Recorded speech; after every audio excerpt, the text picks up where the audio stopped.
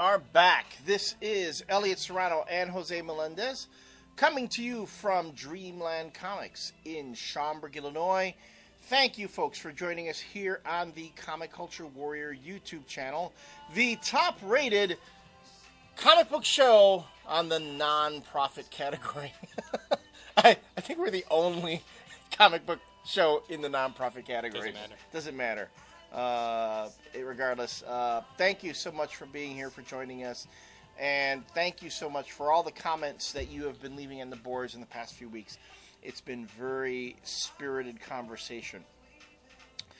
Let's get into some independent stuff. We talked in their last segment about Agents of Atlas and how much we enjoy it, and really, I don't even consider it. I mean, I do consider Agent of Atlas a superhero book, but it's so much more than that, though. Oh yeah, well, it's kind of Agents of Atlas is kind of like a spy book too. It is. It's like a spy. Yeah, it's like book. an espionage. Right. And Jimmy Woo is the Chinese James Bond. Right, and we get we're being told we talk too much about superhero books. Although let me make a clarification. I wanted to make a clarification. The issue before was not so much that superhero books are the niche that have taken over, okay? The issue was, let's just say for the sake of argument that comic books in and of themselves were just superhero books, although they're not. There's a lot more outside of that. In the past, we've been saying it has to be more than the mainstream superhero vision that should be expressed all the time. Right. Let other creators bring a new type of vision to these books. You can do superheroes in so many different ways. If anything, in media, we have seen that. In all different types of media, we have seen that. A movie like Troy, the Brad Pitt, Eric Bana movie, that's a superhero movie. Yes, it's the battle of, Helen of Troy and all that thing, it's Greek mythology. That's superheroes.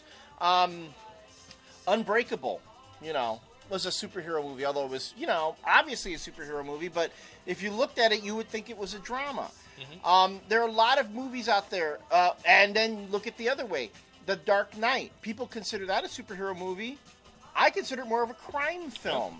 So there are a lot of new visions and different ways of looking at this genre and these characters, but because you always have the same people doing the same things over and over and over again, they're not bringing anything new, and that's why we think you need to bring more people of different backgrounds, again, more female creators,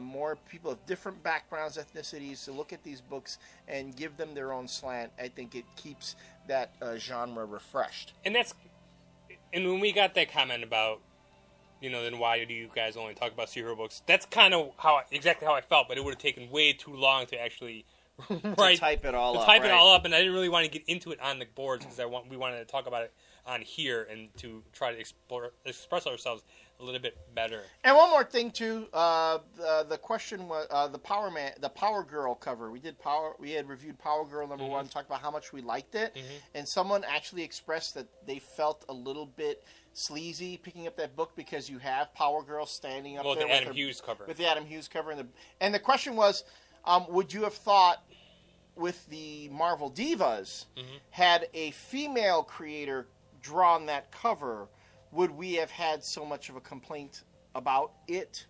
Would we have complained so much about it? No, because that was the whole point that we were making, is that there weren't female creators working on it at all. The thing with the Power Girl covers is that there was 2 covers. There was the Adam Hughes cover for the fanboys, and then Amanda Conner actually did another cover. So DC is not making you just buy the Adam Hughes cover. And the second issue is going to have the same thing. There's going to be one Adam Hughes cover, and there's going to be one Amanda Conner cover. And the Adam Hughes cover wasn't that like lascivious or anything. It's just her standing up there. Of course, she's got the boobs. I mean, there's not a lot you can do about that. But she wasn't posing sexily. She wasn't arching her back. She wasn't bending forward. See, and the thing, we can have this discussion some other time about artists like Adam Hughes. But that's what Adam Hughes is. He's a pinup artist, and in my eyes, he is like Vargas. He is like Petty when they were doing pinup stuff in the 40s and in 50s and stuff. Right. He is a modern day version of those pinup artists because that's what he mainly does. Right. And mind you, and Adam Hughes is great. I love his stuff. And Dave Stevens was another one. God bless his soul.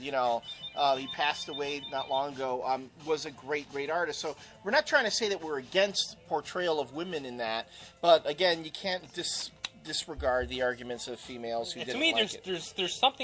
There's a fine line, I think, between enjoyable cheesecake and just out and out blatant sexuality on covers. Right. Look at any of the books by friggin' Chaos back in the day. That was blatant sexuality. Yeah. Anyway. Sorry, Brian, but that's the way I felt. But not that it mattered. All right. Not to get off track, but we want to hit another book. As I said, we enjoyed Agents of Atlas. Here's another book that we really enjoyed, that we always enjoy, and that's Invincible by Robert Kirkman.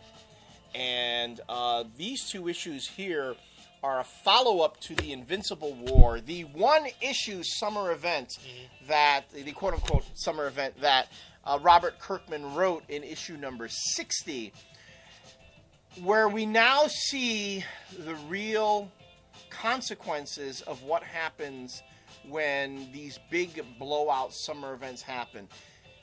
To me, the thing about Secret Invasion, the more and more you read it, and mind you, I've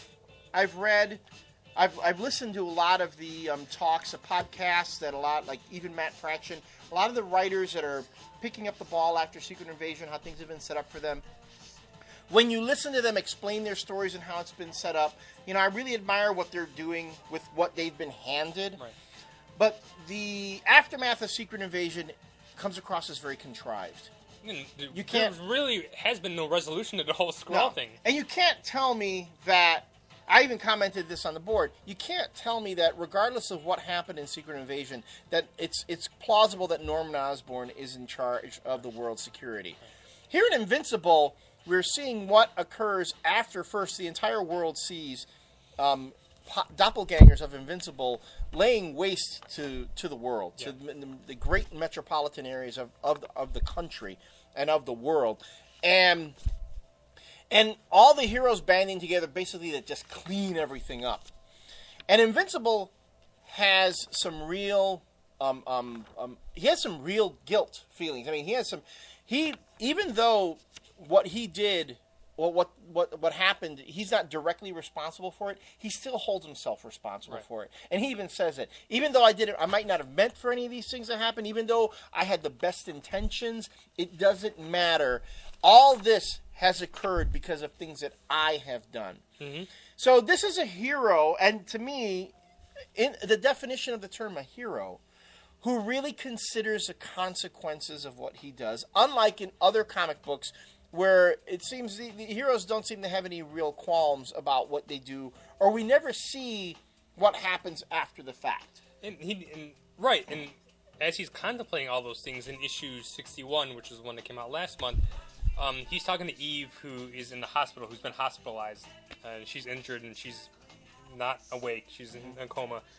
And he's actually the villain who we've talked about in the last couple of times, Powerplex, really hates Invincible because of what Invincible did to people who he knew. Mm-hmm. And now Invincible, Mark, is actually looking through that perspective and saying maybe he's right. Yeah. I understand why he's angry at me.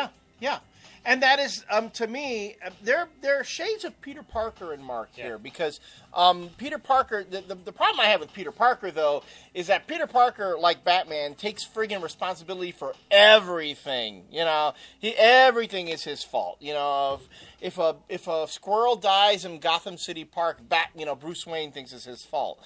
Peter Parker, everything bad that has ever happened to him ever after he let that crook go by him, way back in Amazing Fantasy number 15, everything bad that's ever happened is his fault. Here, Invincible is working through in his head, trying to figure out, okay, look, I know this is how people feel, and I'm trying to do the right thing, and he's going back and forth, and you see the real struggles of this character in this book, and to me, it goes back to the strengths of Robert Kirkman's writing. you really sympathize for the character. You sit there and you go, you know, I really do understand what he's going through. And it's even worse because the people who destroyed the planet were doppelgangers of him. From other universes. Of other universes, so meaning... there's even that extra layer of guilt, because it kind of was him doing it. It was him. Meaning he knows that it's in him to be that. Mm-hmm.